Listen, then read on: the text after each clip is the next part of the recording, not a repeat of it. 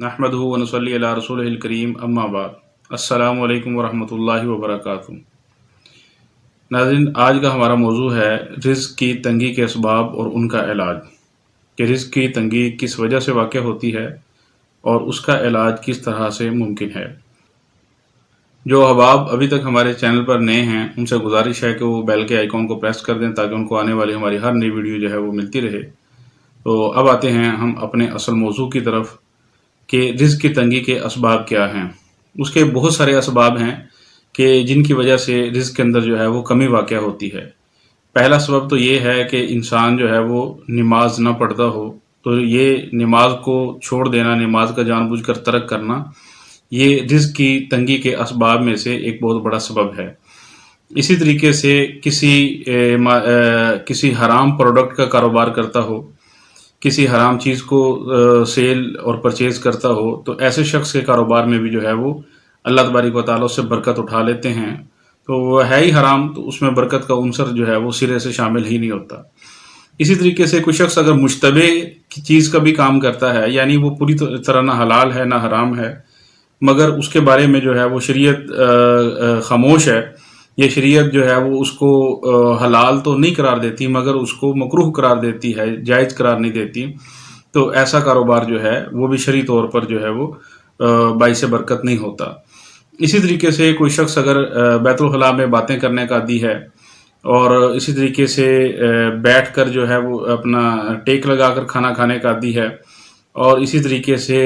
رزق کو جو ہے وہ رزق کی بے تکریمی کرنے کا عادی ہے، بغیر ہاتھ دھوئے کھانا کھانے کا عادی ہے، بغیر دعا پڑھے کھانا کھانے کا عادی ہے، اور بغیر سر ڈھانپے کھانا کھانے کا عادی ہے، اور بغیر وضو کے کھانا کھانے کا عادی ہے، اور بیت الخلاء میں باتیں کرنے کا عادی ہے، اور اسی طریقے سے بیت الخلاء میں تھوکنے کا عادی ہے۔ تو یہ بہت سارے اسباب اس قسم کے ہیں۔ گھر کے اندر صفائی نہ رکھنے کا عادی ہے، اپنے بدن کی صفائی، اپنے جو ہے وہ ناخن، اپنے بال، اپنی مونچھیں، اپنے زیر ناف بال، یہ بروقت جو ہے وہ نہ تراشنے کا عادی ہو، تو ایسے شخص کی جو ہے وہ رزق کے اندر کمی واقع ہوتی ہے۔ تو اسی طریقے سے کچھ علاج ایسے ہیں جو جناب رسول اللہ صلی اللہ علیہ وسلم نے خود تجویز فرمائے ہیں۔ ایک شخص جناب رسول اللہ صلی اللہ علیہ وسلم کے پاس تشریف لایا، آ کر سوال کیا کہ اے اللہ کے محبوب صلی اللہ علیہ وسلم، میرے رزق کے اندر جو ہے وہ برکت نہیں ہے، میرے رزق کے اندر کمی ہے، میں اس کا کیا علاج کروں، کس طریقے سے میں اس کو درست کروں؟ تو اللہ کے پیارے محبوب صلی اللہ علیہ وسلم نے ارشاد فرمایا کہ تم جب گھر میں داخل ہو تو سب سے پہلے گھر والوں پر سلام کرو، اس سے اللہ تمہارے گھر کے اندر جو ہے وہ برکت عطا فرمائیں گے۔ ایک روایت میں آتا ہے کہ گھر میں داخل ہونے کے بعد 3 دفعہ سورہ اخلاص پڑھو،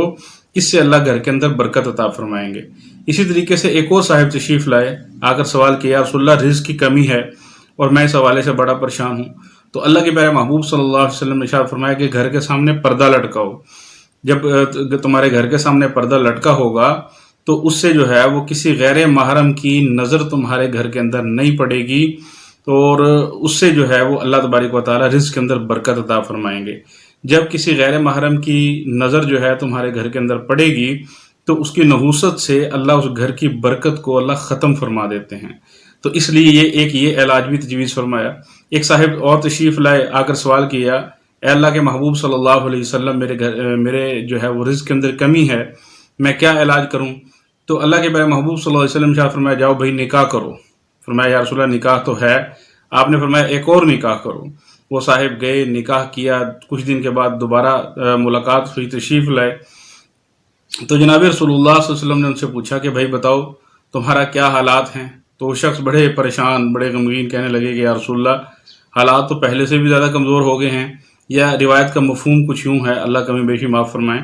کہ حالات جو ہیں وہ درست نہیں ہیں۔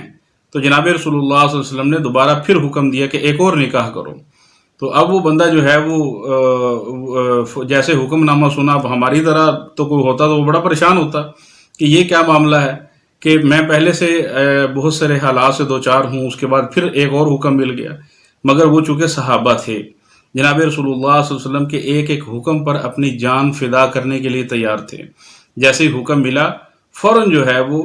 تشریف لے گئے اور ایک اور تیسرا نکاح کیا، اور اس کے بعد جناب رسول اللہ صلی اللہ علیہ وسلم کے پاس تشریف لائے تو اللہ کے پیارے محبوب صلی اللہ علیہ وسلم نے پوچھا کہ ہاں بھائی اب کیا حالات ہیں؟ فرمان لگے یا رسول اللہ اب بہت خوش ہوں، اب بہت بہتر ہیں۔ تو اسی طریقے سے روایات میں آتا ہے کہ اللہ نے ان کو بعد میں اتنا رزق دیا کہ ان کی 7 نسلوں تک جو ہے اللہ نے اس کا فیضان جاری رکھا۔ ایک اور روایت میں آتا ہے کہ ایک صاحب آ کر سوال کیا کہ یا رسول اللہ، رزق کی تنگی کے سبب جو ہے وہ بڑا پریشان ہوں، تو گزارا بڑا مشکل ہو رہا ہے۔ روایت کا مفہوم کچھ یوں ہے کہ جناب رسول اللہ صلی اللہ علیہ وسلم نے پوچھا تمہارے پاس کیا ہے؟ کہنے لگے یا رسول اللہ ایک زرہ ہے۔ آپ نے فرمایا لے آؤ۔ جب وہ زرہ لے کے آئے تو اللہ کے پیارے محبوب صلی اللہ علیہ وسلم نے اس کو فروخت کیا، اس سے ایک کلہاڑا لیا اور جنگل سے ایک لکڑی لا کر اس کا دستہ بنا کر اس میں ڈال کر اس کو دیا، اور حکم ارشاد فرمایا کہ جاؤ جنگل سے لکڑیاں کاٹو اور ان کو جو ہے وہ لا کر فروخت کرو، اور اس سے جو ہے وہ اپنے گھر کا نظام اور اپنے بچوں کا نظام تم چلاؤ۔ تو یہاں پر مقصد یہ ہے کہ مرض ایک ہے اور اس کے مختلف قسم کے جو علاج ہیں وہ تجویز فرمائے ہیں جناب رسول اللہ صلی اللہ علیہ وسلم نے۔ اس قسم کی بہت ساری جو ہے وہ پریشانیاں، بہت سارے اسباب ہماری زندگیوں کے اندر ہوتے ہیں جن کی وجہ سے رزق کے اندر جو ہے وہ برکات نہیں ہوتی، اور بہت سے لوگ جو ہے وہ پریشان ہو جاتے ہیں کہ جی کسی نے جادو کر دیا ہے، بلکہ یہ معاملہ نہیں ہوتا۔ اکثر اوقات جو ہے وہ یا تو نظر بد کا مسئلہ ہوتا ہے، یا پھر جو ہے وہ ہماری اپنی اس قسم کی بہت ساری کوتاہیاں ہوتی ہیں، بہت ساری کمیاں ہوتی ہیں جن کے سبب جو ہے وہ رزق کے اندر برکات نہیں ہوتی۔ تو اس لیے اگر اس قسم کی چیزیں زندگی کے اندر آ رہی ہیں تو ان کا جو ہے وہ فوراً جو ہے وہ مداوع کیا جائے، اور جناب رسول اللہ صلی اللہ علیہ وسلم کے بتائے ہوئے اعمال کے مطابق اپنی اس عمل کا، اپنے اس پریشانی کا جو ہے وہ فوراً علاج کیا جائے۔ اب آتے ہیں ہم علاج کی طرف کہ اس کا علاج کیا ہے۔ اس کا علاج جناب رسول اللہ صلی اللہ علیہ وسلم نے مختلف علاج تجویز فرمائے ہیں، اور ان مختلف علاج میں سے جو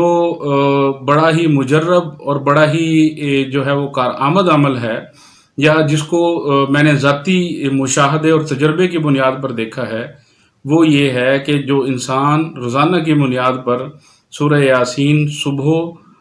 اور سورہ رحمان صبح کے وقت پڑھنے کا عادی ہوگا، تو اللہ تبارک و تعالیٰ اس کو جو ہے وہ اپنی قدرت کے غیب کے خزانوں سے جو ہے وہ اس کی مدد و نصرت فرمائیں گے۔ اتنا رزق اللہ اس کو عطا فرمائیں گے کہ اس کے پاس جو ہے وہ حساب و کتاب نہیں ہوگا۔ سب سے پہلی چیز جو ہے وہ نماز کا اہتمام کرنے والا ہو اور رجوع الی اللہ کرنے والا ہو، اور اس کے بعد جو ہے وہ اعمال کے درجے کے اندر سورہ یاسین، سورہ رحمان روزانہ کی بنیاد پر جو شخص تلاوت کرے گا، کوئی نظر بد، کوئی جادو، اور اسی طریقے سے کوئی ایسی جو ہے وہ پریشانی اس کو لاحق نہیں ہو سکتی، اس کے کاروبار کو لاحق نہیں ہو سکتی۔ اللہ اس کے کاروبار کے اندر بتدریج جو ہے وہ برکت عطا فرمائیں گے۔ اسی طریقے سے روایات کے اندر آتا ہے اللہ لطیف بعبادہ یرزق من یشاء بغیر حساب، جو شخص پڑھتا ہے اللہ اس کے رزق کے اندر بہت ساری برکات عطا فرماتے ہیں۔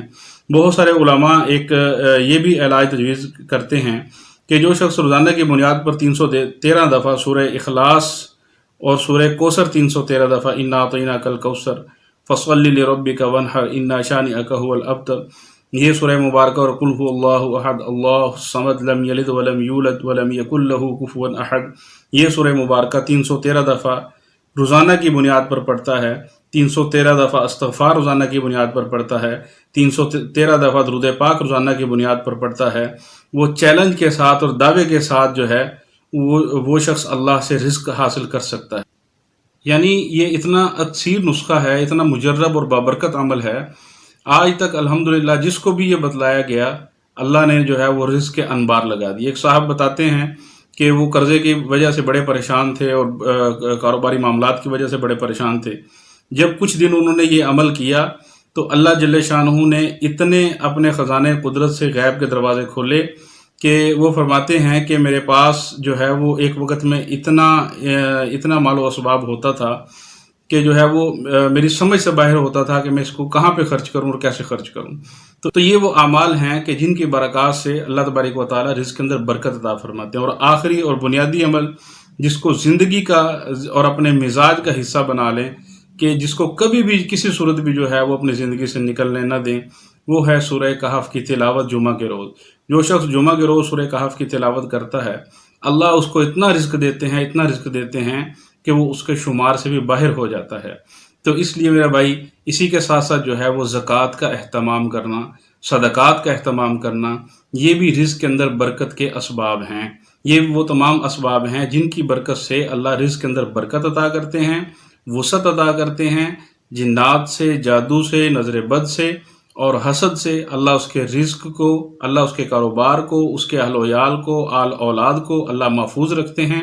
اور انسان کو جو ہے وہ خوشحالیوں اور برکتوں سے نوازتے ہیں۔ تو ان اعمال کا اہتمام کرنا انسان کے لیے ازحد ضروری ہے۔ دعا ہے اللہ تبارک و تعالیٰ سے کہ اللہ ہمیں ان اعمال کی پابندی کرنے کی توفیق عطا فرمائے۔ پھر آخر میں ایک دفعہ درخواست کروں گا، جو احباب نئے ہیں، چینل کو ابھی تک سبسکرائب نہیں کیا ہوا، وہ چینل کے آئیکن کو، بیل کے آئیکن کو پریس کر لیں تاکہ ان کو آنے والی ہماری ہر نئی ویڈیو جو ہے وہ ملتی رہے۔ اجازت چاہوں گا، اللہ ہم سب کا حامی و ناصر ہو۔ وآخر دعوانا ان الحمد للہ رب العالمین۔